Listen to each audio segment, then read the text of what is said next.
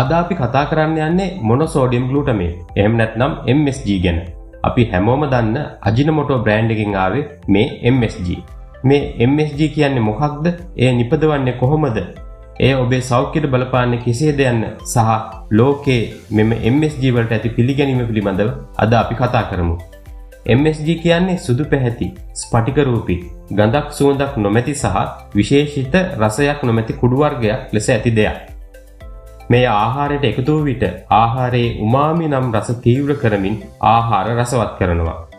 උමාමි රස කියන්නේ ලෝකයේ දැනට ඇති ප්‍රධාන රස වර්ග වන පැණි රස, ලුණු රස, ඇඹුල් රස සහ තිත්ත රස යන රස වර්ගයන්ට අමතරව ලෝක ඉතිහාසයේ මිනිසා විසින් සොයාගත් රස වර්ගයක්. MSG නිපදවන්නේ පැසවීමක් කරහා. උක්දඬු, බීට් සහ බඩ ඉරිඟු වැනි ආහාරවල ඇති සුක්‍රෝස් නම් කාබෝහයිඩ්‍රේටය පැසවීමකට ලක් කර එය පිරිපහදු කර ලැබෙන ද්‍රව්‍ය වියලීමකට ලක් කර ක්‍රිස්ටල් බවට පත් කිරීමෙන් මේ MSG නිපදවනවා. මිනිස් ශරීරයේ ආහාරවලත් පවතින ඇමයිනෝ අම්ලයක් වන ග්ලූටමික් අම්ලයේ සෝඩියම් අම්ලය ලෙස මෙම MSG හඳුන්වනවා. මේ MSG අඩංගු ආහාර ගැනීමෙන් සමහර පුද්ගලයන්ට හිස රදය, ඔක්කාරය, පිපාසය වැනි తాවකාලික ලක්ෂණ ඇති වෙනවා. මේ තත්ත්වය චයිනීස් රෙස්ටෝරන්ට් සින්ඩ්‍රෝම් නමින් හඳුන්වනවා.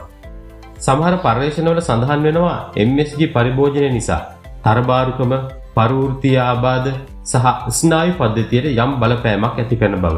නමුත් මේ බව තහවුරු කිරීමට තවදුරටත් පර්යේෂණ අවශ්‍ය බවයි සඳහන් වෙන්නේ. ලෝකයේ MSG සඳහා ඇති පිළිගැනීම කෙසේද යන්න පිළිබඳව සොයා බැලුව විට දැනගන්නට ලැබෙනවා ඇමරිකාවේ ෆුඩ් ඇන්ඩ් ඩ්‍රග් ඇඩ්මිනිස්ට්‍රේෂන් එසේ නොමැතිනම් FDA ආයතනයත්, යුරෝපයේ ෆුඩ් සේෆ්ටි ඔතොරිටි එසේ නොමැතිනම් EFSA ආයතනයත් මෙම MSG අනුමත ප්‍රමාණවලින් භාවිතා කිරීම ගැටලුවක් නොමැති බව සඳහන් කර ඇති බව සහ MSG සඳහා GRAS generally recognized as safe යන තත්ත්වයේ යටතේ වර්ගීකරණය කර ඇති රසකාරකයක් බවත්. MSG භාවිතයේ තවත් වාසියක් වන්නේ MSG තුල අප භාවිතා කරන සාමාන්‍ය ලුණු වලට වඩා සෝඩියම් අඩු බැවින් සෝඩියම් පරිභෝජනය අඩුවීමයි. එසේනම් මෙම කෙටි වීඩියෝවෙන් MSG මොනෝසෝඩියම් ග්ලූටමේට් අප කාතරත් ප්‍රසිද්ධ අජිනමොටෝ ගැන අදහසක් ගන්න ඇති. ඉල්ලා සිටිනවා MSG පිළිබඳ ඔබේ අදහසත් කමෙන්ට් කරන්න. වීඩියෝ වටිනවා නම් ලයික් කරන්න. ෂෙයා කරන්න අමතක කරන්නත් එපා. නැවත හමු වෙමු.